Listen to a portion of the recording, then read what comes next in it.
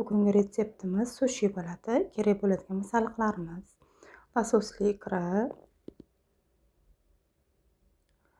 eriydigan sir,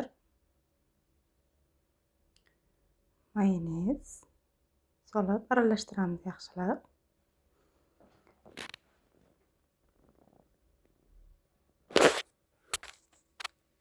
Aralashtirib olamiz. Mana tayyor holati. Endi nori, krem chiz, kepsi tovuqli, ikkita bodring, guruch qaynatilgan, pishirilgani. Norini solib, guruch yoyib chiqamiz. Bir tekisda qilib yoyib olamiz. Ustidan krem chizni sovolamiz. Soviganimizdan keyin bodringlarimizni terib chiqib, ustidan kepsi tovuqlarimizni qo'yib chiqamiz. Yaxshilab press qilib o'rab olamiz.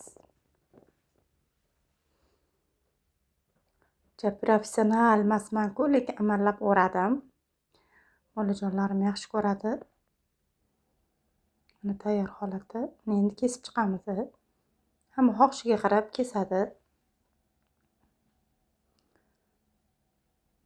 Kesib oldik. Endi ustiga o'sha kremlarimizni chiroyli qilib surib chiqamiz.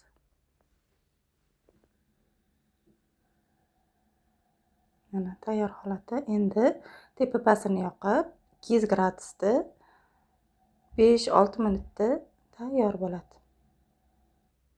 Ungacha sousini tayyorlab turamiz. Teriyaki sousini ikkita kichkina qoshiqda